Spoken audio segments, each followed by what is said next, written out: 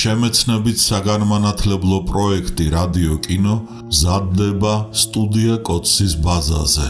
პროექტის ხელმძღვანელი კობა ცხაკაია.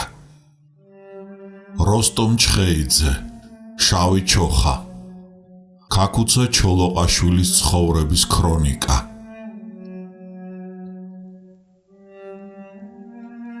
თავი მე-15 დაკითხვაზე მიხეილ ჯავახიშვილი. მე ვკისრულობ გაბედულ და მძიმე ამოცანასო. ირწმუნებოდა მიხეილ ჯავახიშვილი 1923 წლის 16 მარტის ჩვენებაში. მანამდე თითქოს გაუვალ უღრან ტყეში მიაბიჯებდა. ვის რა და ვის რა განცდებსა და ასოციაციებს აღუძრავდა ციხის საკანი თუ დახვრეტის მოლოდინი. კიდევ რომ გაიყვანდნენ განაჩენის აღსასრულებლად და ბოლო წამს უკანვე შემოაბრუნებდნენ. ერთხელ, მეორედ, მე-6-ეთ დრო ჩერდებოდა, გონება უცნაურად დატრიალდებოდა და სივრცეც 1000 გვარად რომ აიჭრებოდა, მიხეილ ჯავახიშვილისათვის უღრანი ტყის სახე შეიძენდა ჯოჯოხეთის ეს გარსი, მის თავზე გადმომხობილს. გიარა, გებორიალა, გასაღწევს მოძებნიდი თუ რა. მის ნაცვლად სხვანიზდებდნენ პირობას, სხვანი იფიცებოდნენ, აუცილებლად ჩამოცილდება პოლიტიკურ მოღვაწეობას, იქით აღარც გაიხედავს და მისთვის უფრო შესაფერი საქმეს მოეკიდება, ციხის კედლებს რომ ააშორებსო. პავლე ინგოროყვა, ალექსანდრე აბაშელი და შალვა დადიანი დაუდგებოდნენ თავდებად სერგო ორჯონიკიძის წინაშე და ისიც შეივრდომებდა ამ პოლიტიკურ ტუსახს. ძარღშეშინებული ცხენი ვეღარ ივარგებს დოხზეო.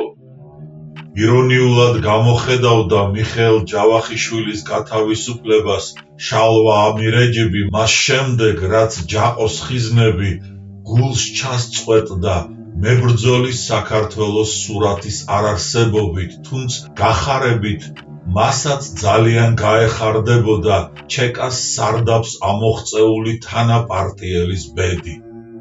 თუ ყველა პატიმარი ვერა, ეს მაინც გადარჩენილიყო, თუმცა ცხადია, მარტოდენ მწერალთა შუამდგომლობა ვერ გაჭრიდა. ასე იოლად ვერ მოულბობდა გულს ახალი ეპოქის და ახალი ქვეყნის მოწესეს და ამიტომაც მოითხოვდა გათავისუფლების სანაცვლოდ იმ გაბედული და მძიმე ამოცანის შესრულებას. ენება თუ არენება. ენება თუ არენება, სხვა გზა არ რჩებოდა მიხეილ ჯავახიშვილს და ისიც აღთქმას სდებდა. შევეცდები შემოვკრიბო ის ძალები და ის პიროვნებანი, რომელთაც ჩოლოკაევზე ზეგავლენა აქვთ და რომელნიც იმთავითვე უარყოფითად ეკიდებოდნენ ჩოლოკაეველობას ან რომელთაც შემდგომ გაუტყდათ გულიო.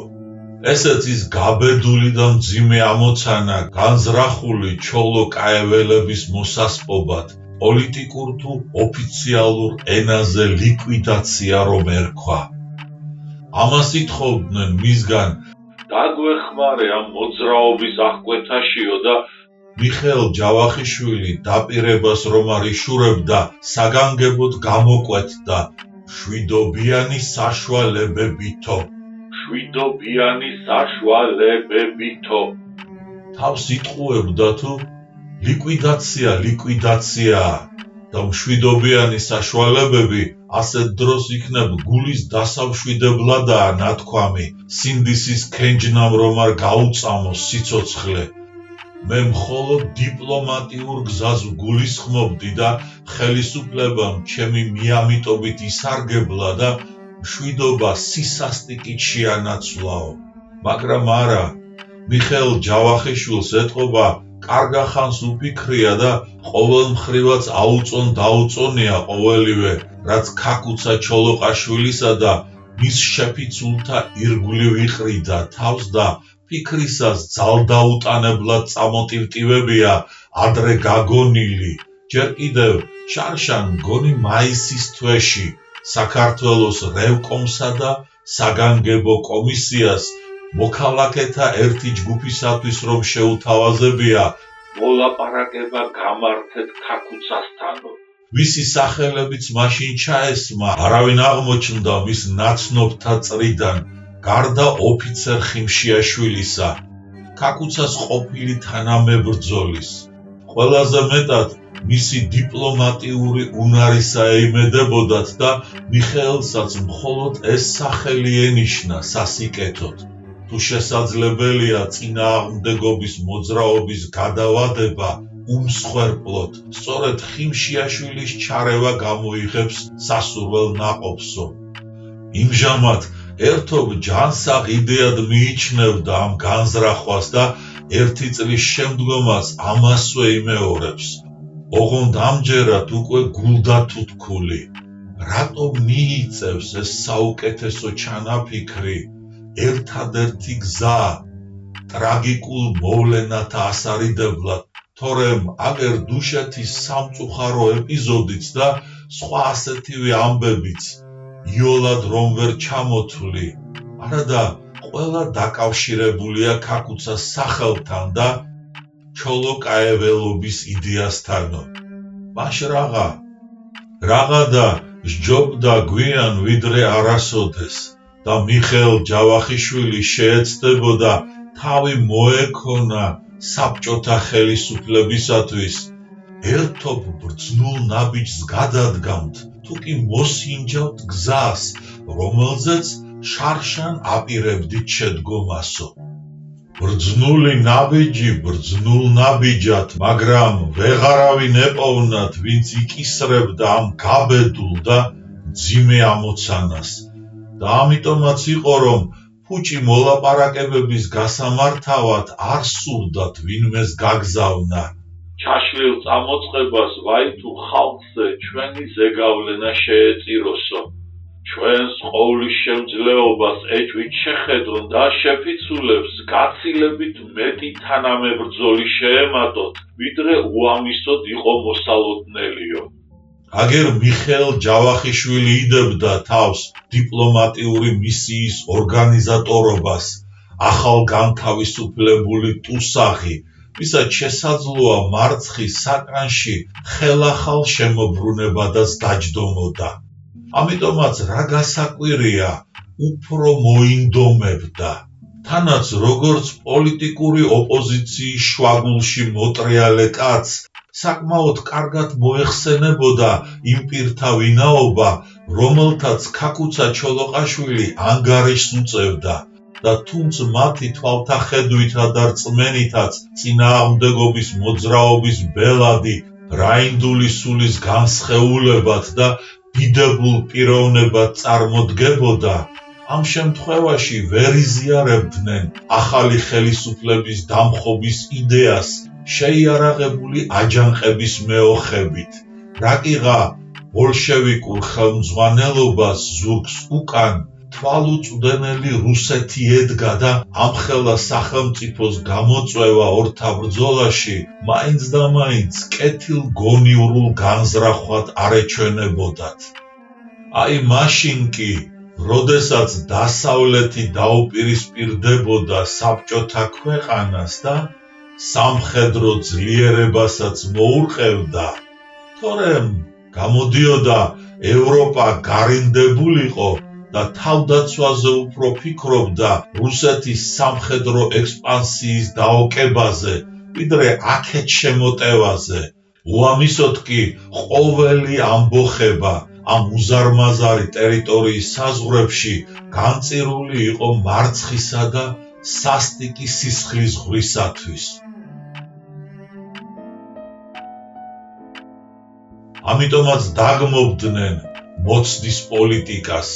ქაქუცა ჩოლოყაშვილიც ამასვე ფიქრობდა და არაჩქარობდა საყოველთაო აჯანყების ბაირაღის აფრიალებას. საყოველთაოს არა მარტო საქართველოში, არამედ მთელ კავკასიაში პარტიზანული მოძრაობა მაინც გულისხმობდა უკიდურეს გამწვავებას და ქაქუცას გულშემატკივართა ეს წრე, ამიტომაც ამჯობინებდა ამ მკვეთრ გამოწვევაზეც უარის თქმას.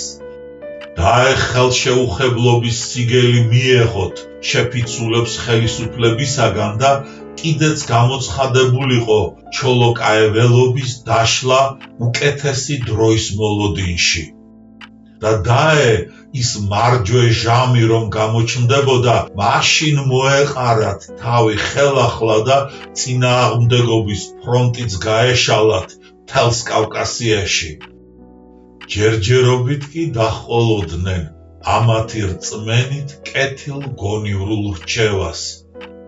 ვერ იზიარებდნენ ჩოლოკაეველობის იდეასო, თანაც ის სამხედრო პირნი, რომელთაც ქაქუცასთან ნათესაობა და მეგობრობა აკავშირებდათ, თუნდაც ეროვნულ დემოკრატთა ის ჯგუფი, რომელთაც ჩოლოკაეველობა სულაც მავნე და სახიფათო მოვლენად მიაჩნდათ. და ბარემ მოლაპარაკებოდნენ, ჩაეგონებინათ, იქნებ კიდეც დაეყოლიებინათ ტყე-ტყე მოდებული ბელადი, ყოველ შემთხვევაში თავიანთი ვალი მოეხადათ, რათა სანანურად არ დარჩენოდათ. და რაიმე დროულად გვეყონა განსაცდელის ასარიდებლადო.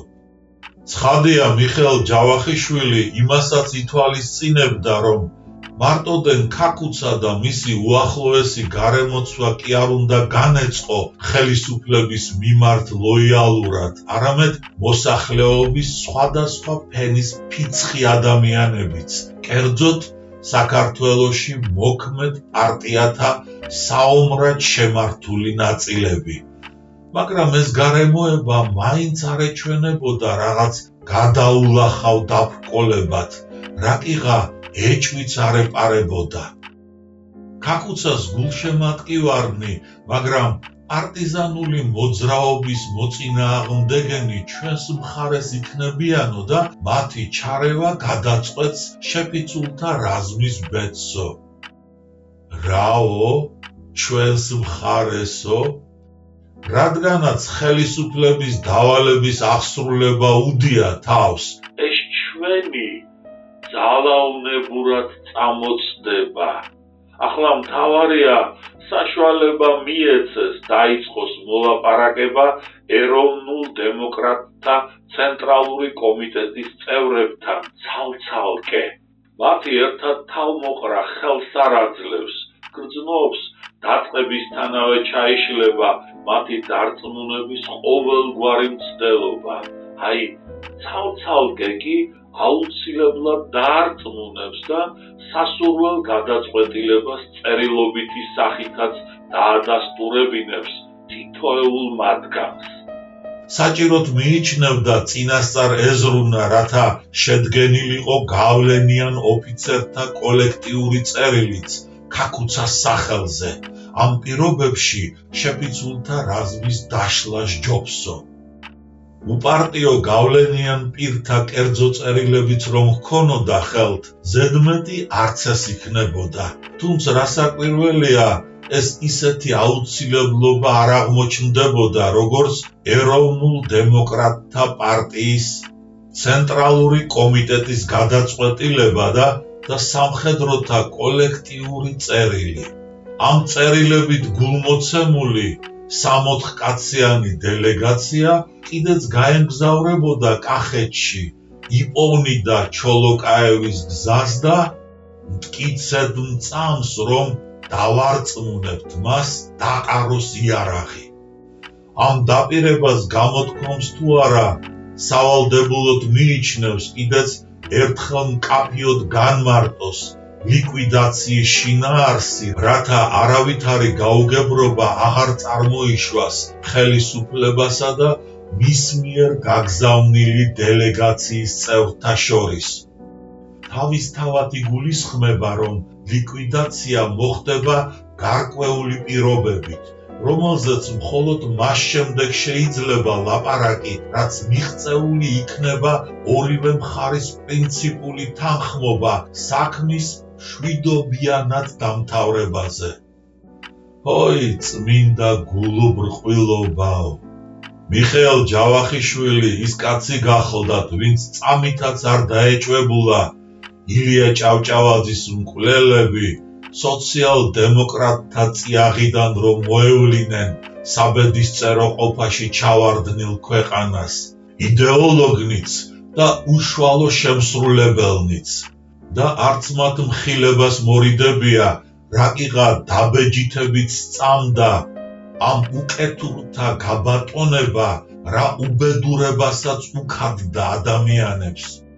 ჯერ მენშევიკური ფრთის ტრიუმფმა რა მოსწია საქართველოს და ახლა ბოლშევიკური ფრთის აღზევება რას მოასწავებდა ტოტალურ სიცრუესა და სიყალბეს რომ სახავდა ახალი ეპოქის იდეურ შინაარსად და ქვაკუთხედად და საერთოდაც თავდაყირა აყენებდა ქრისტიანულ მორალს და თვითეულ მცნებას მის ანტითეზისას უპირისპირდება როგორც აუცილებლობას ახალი სამყაროს დასამკვიდრებლად. უბირ დედაბერს კი აურევდნენ თავგზას ცრუქადაგებით, მაგრამ ღრმა ფსიქოლოგსაც არადა მათთვის რასაძებნელი იქნებოდა პრინციპული თანხმობის გამოთქმა. სიტყვას ვერ გატეხდნენ სინდისის უქეჯნელად. პირობას იოლად ვერ დაარღვევდნენ თუ რა, მაგრამ მიხეილ ჯავახიშვილს ეგონა მათ უზნეობას რაღაც საზღვარი ექნება და საქვეყნო დადებული ფიცის დარღვევას მაინც მოერიდებიანო.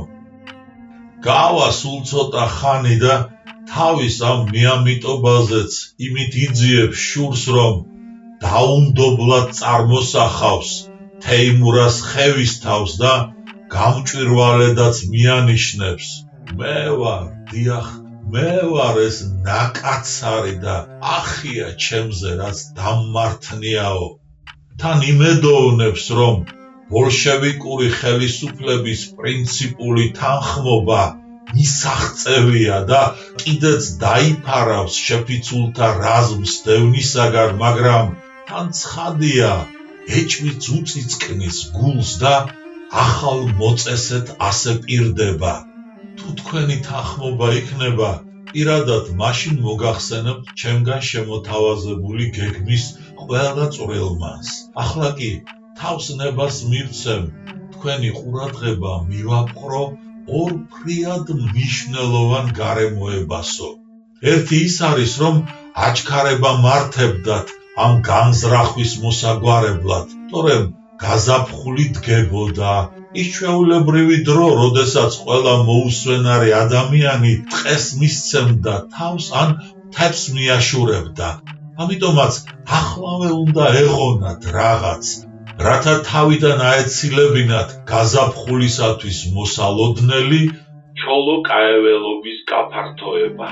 და მეორეც ის, რომ მის მიერ შეთავაზებული იდეაც და გეგმაც უაღრესად უნდა გასაიდუმლოებულიყო, რათა მოწინააღმდეგის ბანაკს არ მისცემოდა დრო და საშუალება კონტრზომებისათვის და სულაც ბრძოლის გასაგრძელებლად არ მოემართათ ქაკუცა და მისი შეფიცულნი. და ბოლოს ითხოვდა კოლეგიის თავმჯდომარისაგან გამოეძახა ამ თემაზე სასაუბროთ, რათა პირადად მიეცა განმარტება და ერთად შეემუშავებინათ გეგმის წვრილმანები, თუ კი მისი იდეა ჭკუაში დაუჯდებოდათ. დამატებითი ჩვენება და განმარტება ენებად. მიხეილ ჯავახიშვილს ახსენდებოდა, თუ როგორ შეხვდა შემთხვევით ქუჩაში მისი მოგვარე იასონ ჯავახიშვილი და გაყვრით უთხრა: პარიტეტულ კომიტეტში ავიღე 300 ლირა და მინდა ჩოლოყაშვილს გაუგზავნო. მგონი 400 ლირა თქვა, მაგრამ ამას ახლა არსებითი მნიშვნელობა არ ჰქონდა. თავარი ისაა, რომ ეს ფრაზა სწორად ახსნილიყო. ხომ არ გულისხმობდა ეს სიტყვები, რომ თანხა პარიტეტულმა კომიტეტმა გაიღო შეფიცულთათვის. ადვილი შესაძლებელია, მაგრამ ისიც მოსალოდნელია, რომ თანხა იასონ ჯავახიშვილს მიეღოს სესხად, ოღონდ პარიტეტულ კომიტეტს აუცილებლად აცნობებდა, ვისთვის და რისთვის იყო განკუთვნილი. გადაგზავნითაც თუ გადაუგზავნა, ამაზე მიხეილი დაბეჯითებით ვერაფერს იტყოდა, რადგანაც მას შემდეგ თანამოგვარეს აღარ შეხვედრია. რა განწყობილება არსებობდა ეროვნულ დემოკრატთა პარტიის ცენტრალურ კომიტეტში ჩოლოკაეველობის მიმართ. მიხეილს მხოლოდ შთაბეჭდილების გამოთქმა შეუძლია, შთაბეჭდილება კი ის დარჩენია, რომ ერთობ გაურკვეველი. ერთი მხრივ ნათლად ამჩნევდა თანაპარტიელებში ამ მოვლენისადმი უარყოფით დამოკიდებულებას და ამ მოძრაობის მოთავების სურვილს. მეორე მხრივ კი იგრძნობოდა ცალკეულ პირთა და ჯგუფთა ფარული მუშაობა ამ მოძრაობის გასაძლიერებლად. მოგვიანებით შეიტყობდა ქაკუცასთან ამირეჯიბი და ყიფიანი რომ მიევლინებინათ და რაკიღა დაინტერესდებოდა თანაპარტიელთა განზრახვით აუხსნიდნენ. ამათ იმიტომ გზავნით, რომ ჩოლოყაშვილი შეაკავონ საერთო აქტიური მოქმედებისაგან, კერძოდ კი ექსცესებისაგანო. პარტიის წინამძღოლებს სპირიდონ კედიასა და ალექსანდრე ასათიანს რა გავლენა ჰქონდათ ჩოლოკაეველობაზე? თითქმის გადამწყვეტი. ამას აბა რა კითხვა და დაზუსტება სჭირდება. ისინი ციხიდან ყოველდღიურად უკავშირდებოდნენ და დირექტივებითაც ამარაგებდნენ იასონ ჯავახიშვილს. ის ხმა რომ გავრცელდებოდა მთავრობის დავალებით ხიმშიაშვილი და რამდენიმე კაცი აპირებს ქაკუცასთან შეხვედრა მოლაპარაკებასო, პარტიის ცენტრალური კომიტეტი სასწრაფოდ აფრენდა ამირეჯიბს კახეთში, დაიყოლიე ჩოლოყაშვილი, რათა თვით ლიკვიდაციის სანაცვლოდ მთავრობას მოსთხოვოს პოლიტპატიმართა გათავისუფლებაო. ჯერ საერთოდაც ადარდებდათ თანამოაზრეთა გამოკეტვა ციხის კედლებში და მით უმეტეს პარტიის ორივე ლიდერი იქ იმყოფებოდა, მაგრამ სამაგიეროდ პარტიზანული მოძრაობის აღკვეთა რაღაც გადაჭარბებულ მნიშვნელობას ხომ არ ანიჭებდნენ პოლიტპატიმართა გარეთ ყოფნას, წინააღმდეგობის მოძრაობას რომ სწირავდნენ მსხვერპლად მათ გამოშვებას. უფრო მეცსა და უკეთეს განა რა შესძლებდნენ ციხეს დამწყდეული ეროვნულ დემოკრატები, ვიდრე შეფიცულთა რაზმი და მათი უშუალო მიმდევარნი ახერხებდნენ. ვითომ რაო, ოღონდაც ისინი და განსაკუთრებით წინამძღოლნი გარეთ ყოფილიყვნენ და მაინც და მაინც აღარ დაგიდევდნენ, რა ძალხონე და პერსპექტივა ექნებოდა ეროვნულ მოძრაობას. ნეტა რას ფიქრობდნენ, დაყაბულდებოდა ქაკუცა ასეთ არჩევანს. კაცი, ვინც მხოლოდ მაშინ აპირებდა თავის ბრძოლის მოთავებას, როდესაც სახელმწიფო კვლავ აღდგებოდა.